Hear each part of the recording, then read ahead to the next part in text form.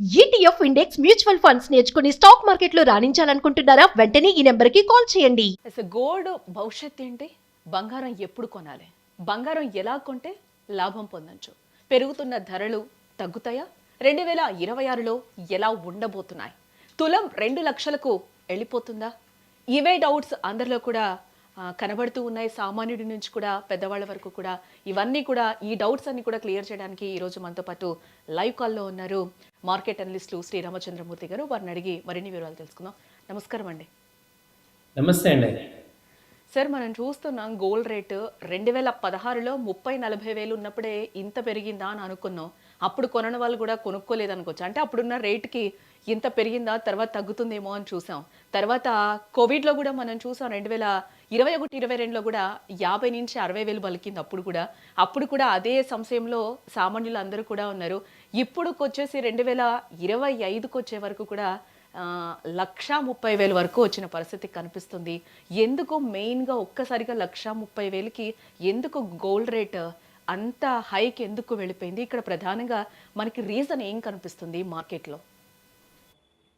ఈ గోల్డ్‌కి మేజర్‌గా రీజన్ అంతకు ముందుకి ఇప్పటికి ఏంటంటే ఎకనామిక్ ఫ్యాక్టర్స్ చాలా విపరీతమైనగా మారాయండి. అంతకుముందు 2020 వరకు కూడా ఇండియా గాని లేకపోతే వరల్డ్ మొత్తం ఒక రకంగా ఉంటాయి. ఇప్పుడు 2021 నుంచి విపరీతంగా ఎకనామిక్ ఫ్యాక్టర్స్ మారిపోయాయి. చాలా చోట్ల విపరీతమైన యుద్ధాలు జరిగాయి. అలాగే ఇంకా జరుగుతున్నాయి. రష్యా, ఉక్రెయిన్ వార్ అని. వీటన్నిటి వల్ల అన్‌సర్టెనిటీ బాగా ప్రివైల్ అయిపోయింది. అంటే అప్పటి వరకు 2020 వరకు ఇండియన్ గానీ, ఇంటర్నేషనల్ గానీ ఒక పీస్‌ఫుల్ అట్మాస్ఫియర్ అయితే ఉంది.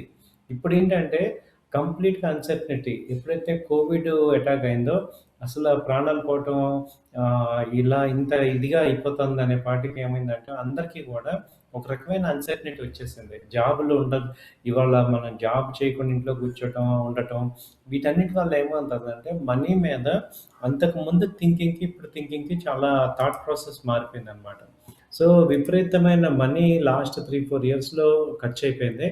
దాంతో మేజర్‌గా ఇన్‌ఫ్లేషన్ బాగా పెరిగిపోయింది. ఇంటర్నేషనల్‌గా కూడా ఇన్‌ఫ్లేషన్ పెరగటంతో ఈ రేట్ కట్ చేయటం జరిగింది. దానివల్ల మనకేంటంటే గోల్డ్ రేట్లు పెరిగినాయి. సో, అన్‌సర్టెనిటీ ఒకటి ఎక్కువ అవ్వటం, అలాగే ఈ డిమాండ్ ఫర్ రైట్ ఇన్వెస్ట్‌మెంట్‌కి అందరూ కూడా సేఫ్టీ హెవెన్ అని గోల్డ్ కొనటం మొదలుపెట్టారు. ఇప్పుడు స్టాక్ మార్కెట్స్ డౌన్ అయిపోవటం, అలాగే రియల్ ఎస్టేట్ అంతా కూడా అది కూడా విపరీతంగా కొనే పరిస్థితి లేకపోవటంతో ఎక్కువ మంది అందరూ కూడా భారతీయులు గానీ, వేరే వాళ్ళు గానీ ఈ యొక్క గోల్డ్ మీద ఎక్కువ మంది కొనటం మొదలుపెట్టారు. అలాగే గోల్డ్‌ని మనం లాస్ట్ 2 ఇయర్స్ ఎస్పెషల్‌గా చూసుకుంటే 2024-2025 ఈ డొనాల్డ్ ట్రంప్ గారు అధికారంలోకి వచ్చాక చాలా చాలా మార్పులన్నీ కూడా జరుగుతున్నాయి ఇంటర్నేషనల్‌గా. ఆయన రోజుకొక డెసిషన్ తీసుకుంటున్నారు. రోజుకొక కంట్రీని చాలా ఇబ్బంది పెడుతున్నారు. పర్టిక్యులర్‌గా ఈ రష్యా సపోర్ట్ చేసే కంట్రీస్ అన్నిటిని కూడా బాగా ఇబ్బంది పెడుతున్నారు. దానివల్ల ఏంటి ఇండియాని మెయిన్ టార్గెట్ చేసుకుంటున్నారు. ఇండియాని టార్గెట్ చేయటంతో ఏమవుతుంది ఇండియన్ టారిఫ్స్ పెంచారనమాట. ఎప్పుడైతే ఈ టారిఫ్స్ బాగా పెరుగుతున్నాయో 50% మామూలుగా 25% టారిఫ్ వల్ల 50% అయింది. గత ఏప్రిల్ నుంచి కూడా ఈ యొక్క సిట్యుయేషన్ రావటంతో ఇక ఇండియన్ ఎక్స్‌పోర్ట్స్ బాగా తగ్గిపోయి ఇన్‌ఫ్లేషన్ ఎక్కువైపోయింది. అందుకని ఇండియన్స్ అంతా కూడా ఇంపోర్ట్స్ రూపీ వాల్యూ తగ్గిపోతుంది. సో, రూపీ తగ్గడం వల్ల అందరూ ఏం చేస్తున్నారంటే సేఫ్ హేవెన్ అని గోల్డ్ కొనటం అనేది స్టార్ట్ చేశారు. సో, ఇప్పుడు అందరికన్నా కళ్ళంటేనే సేఫ్టీగా ఉండే మెటల్ ఏంటి గోల్డ్ గానీ, సిల్వర్ గానీ మేజర్‌గా జరుగుతున్నాయి. సో, ఈ విషయాలన్నీ కూడా మనం ఆలోచిస్తే గత సంవత్సరం నుంచి ఇప్పటి వరకు చూసుకుంటే దాదాపు గోల్డ్ 70,000 అదివరకు ఉండేది లాస్ట్ ఇయర్. ఇప్పుడు 1,30,000కి వెళ్ళిపోయింది. సో, 60,000 పెరిగింది. దీనికి ఒకటే రీజన్ మేజర్‌గా ఏంటంటే ఇండియా యొక్క ఇన్‌ఫ్లేషన్ పెరుగుతుంది. అలాగే అన్‌సర్టెనిటీ ఇండియాలో పెరుగుతుంది కాబట్టి గోల్డ్ బాగా పెరుగుతుందండి. ఇదే మేజర్‌గా మనం చెప్పే రీజన్. సార్, అంటే స్టేట్స్ కూడా మనం చూస్తే, అంటే కంట్రీస్ మనం చూస్తే చైనా, రష్యన్ వంటివి గోల్డ్ ఎక్కువగా కొనడం, ఆ ప్రభావం కూడా ఇండియా గోల్డ్ రేట్ మీద ఎంత ఎఫెక్ట్ చూపించే అవకాశాలు కనిపిస్తున్నాయంటారు? యాక్చువల్‌గా ఒకప్పుడు గోల్డ్‌ని సెంట్రల్ బ్యాంక్స్ ఇదొక మంచి టాపిక్ అడిగారు మీరు. ఇంకొక యాస్పెక్ట్‌లో ఏంటంటే సెంట్రల్ బ్యాంక్స్ వరల్డ్ మొత్తం చూసుకుంటే వాళ్ళెవరు గూడా అదివరకు డాలర్స్‌ని కొనుక్కునేవాళ్ళు. డాలర్స్‌ని సేవ్ చేసుకునేవాళ్ళు.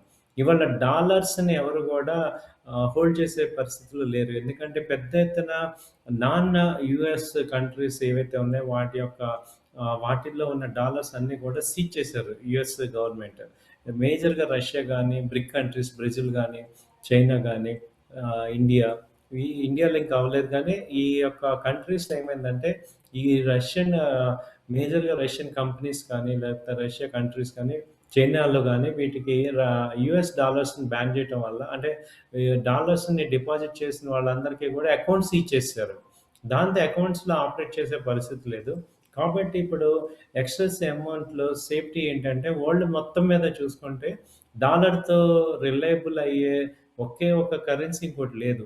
కాబట్టి ఇంకో ఏ కరెన్సీని కూడా మనము సేవ్ చేసుకోలేము. కాబట్టి గోల్డ్‌ని సేవ్ చేసుకోవాల్సిన పరిస్థితొచ్చింది. సో, అందుకని కంట్రీస్ అన్నీ కూడా ఎస్పెషల్లీ గోల్డ్‌ని కొంటున్నారు వాళ్ళు. సెంట్రల్ బ్యాంక్స్ కొని స్టోర్ చేస్తున్నారు. యాక్చువల్‌గా గోల్డ్ డెడ్ ఇన్వెస్ట్‌మెంట్. అంటే రిటర్న్స్ రావు. అయినా కొంటున్నామంటే ఇప్పుడు డాలర్ రిటర్న్స్ వస్తుంది. కానీ గోల్డ్‌లో రిటర్న్స్ రావు ఎవరికీ కూడా. కాబట్టి ఏమవుతుందంటే కానీ వాల్యూ తగ్గకూడదు. కరెన్సీ వాల్యూ తగ్గకూడదు. కంట్రీలో ఎప్పుడైతే కా గోల్డ్‌లో ఇంకొక అడ్వాంటేజ్ ఏంటంటే ఇమ్మీడియేట్‌గా కన్వర్టబుల్. ఎప్పుడైనా మార్కెట్‌లో అమ్మేయొచ్చు. అందుకని గోల్డ్‌ని కొనాల్సొస్తుంది. సో, ఎవరికీ ఇప్పుడు యాక్చువల్‌గా మేజర్‌గా సెంట్రల్ బ్యాంక్స్ ఎవరు కూడా కొనకూడదు. ఎందుకంటే అది కొనడం వల్ల అమౌంట్ బ్లాక్ అయిపోద్ది వాళ్ళకి. Dead investment. కానీ ఇంకో ఆల్టర్‌నేట్ లేక ప్రెజెంట్ ఇది కొంటున్నారు. బట్ ఎప్పుడైతే ఈ యొక్క అన్‌సర్టెనిటీస్ కొంచెం తగ్గుతాయో, లేదా గోల్డ్ డాలర్‌కి ఆల్టర్‌నేట్ కరెన్సీ ఏమన్నా వస్తుందో, అప్పుడు ఈ గోల్డ్ ప్రవాహం అనేది తగ్గే ఛాన్సెస్ ఉంటాయి. అయితే ఈ పెరుగుదల ఇంకా ఎంతకాలం కొనసాగుతుందంటారు? అంటే లాంగ్ లాంగ్ టర్మ్‌లో షార్ట్ టర్మ్‌లో ఏ విధంగా ఎఫెక్ట్ చూపించే అవకాశం కనిపిస్తుంది సార్? లాంగ్ టర్మ్‌లో చూసుకుంటే ఇది కంటిన్యూగానే ఉంటుందండి. ఎందుకంటే ట్రంప్ గారు ఉన్నంత కాలం అన్‌సర్టెనిటీ ఉంటుంది. నెక్స్ట్ ఇంకో 3 ఇయర్స్ కంప్లీట్‌గా వరల్డ్ మొత్తం మీద అన్‌సర్టెనిటీ ఉంటుంది కాబట్టి, ఇంకా అది కంటిన్యూ అయ్యే ఛాన్సెసే ఉన్నాయి.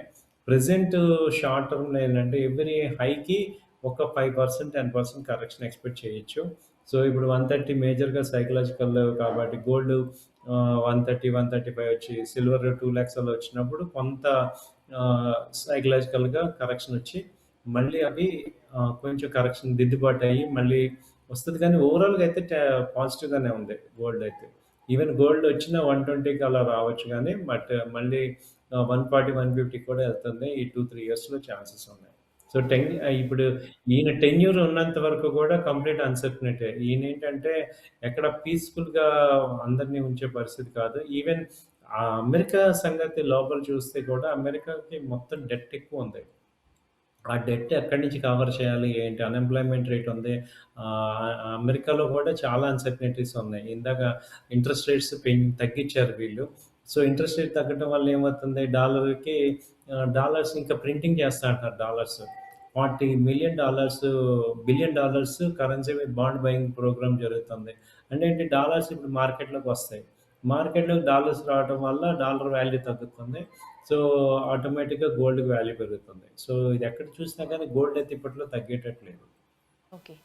సార్ ఇంకా గోల్డ్ పెరిగే ఛాన్సెస్ ఉన్నాయి అని అంటున్నారు. ఇప్పుడు మిడిల్ క్లాస్ పీపుల్ అందరూ కూడా ఏదైనా కూడా కొనాలి అనుకుంటే చిన్న అకేషన్ అయినా కూడా మనం గోల్డ్ కొంటాం. ఇంకా పెళ్ళిళ్ళంటే చెప్పాల్సిన అవసరం లేదు. బట్ ఏంటంటే ఒక టైం కోసం అనేది సామాన్యులు వెయిట్ చేస్తూ ఉంటారు. అంటే 5,000 తగ్గినా కూడా ఎక్కడో తరుగులోనే ఎక్కడో చోట మిగులుతుందనేది మనము జనరల్‌గా ఆలోచించే థింకింగ్ ఉంటుంది గోల్డ్ కొన్నప్పుడు. రూ.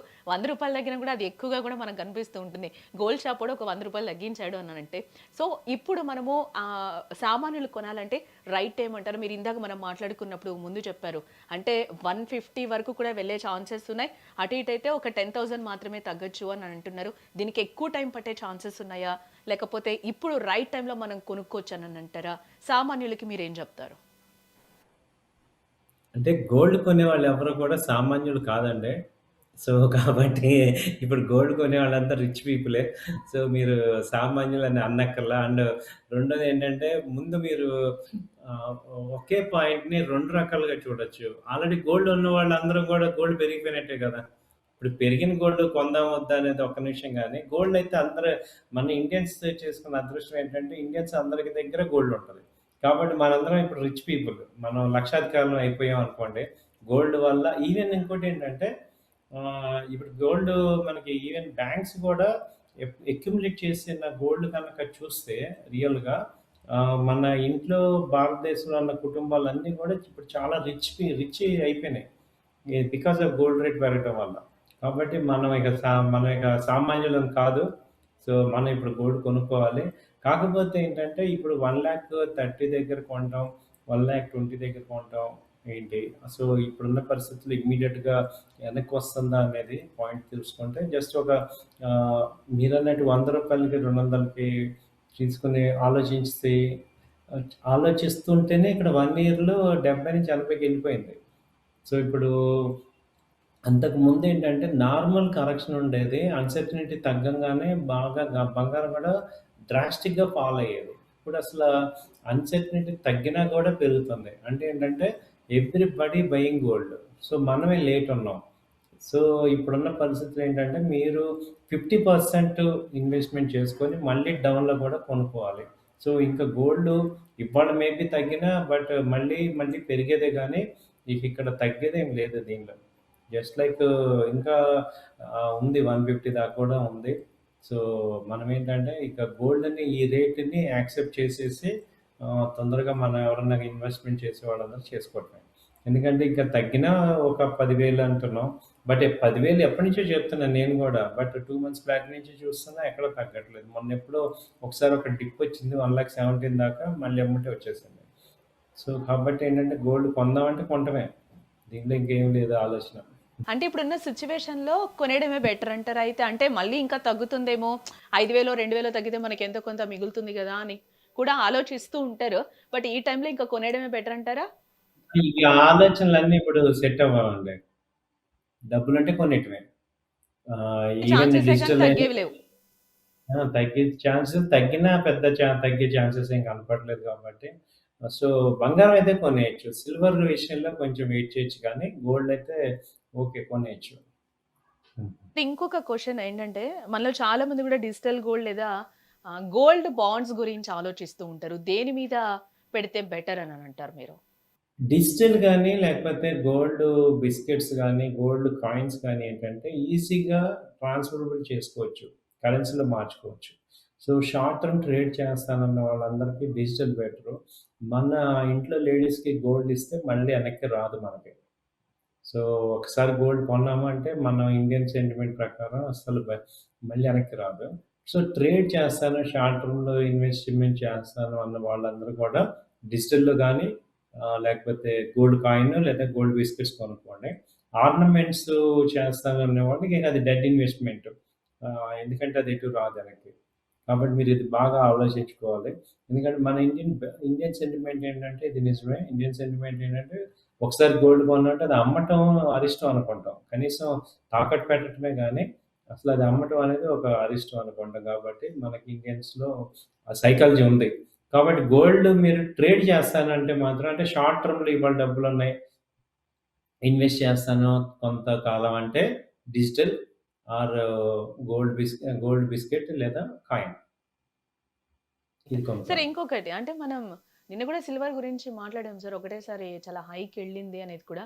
అప్ అండ్ డౌన్ అవుతున్నా కూడా ఇప్పుడు 2,00,000కెళ్ళి ఆల్రెడీ ఫిక్స్ అయిపోయింది. ఈ రోజు నాకు తెలిసి 2,09,000 అప్రాక్సిమేట్ ఆ రేట్ ఉంది సిల్వర్. యాక్చువల్‌గా సిల్వర్ గురించి ఎంత గోల్డ్ గురించి మాట్లాడుకున్నా, సిల్వర్ గురించి అయితే మాట్లాడక ఇక్కడైతే తప్పడం లేదని అనుకోవాలి. ప్రతిరోజు ఎపిసోడ్‌లో మనం చేస్తూ ఉన్నాం కాబట్టి. ఈ 4 డేస్‌లో సార్ 13,200 వరకు అంటే 13,200 కూడా పెరిగింది. ఇది ఎక్కువేనా అనుకోవచ్చంటారా సిల్వర్ పరిస్థితి చూస్తే?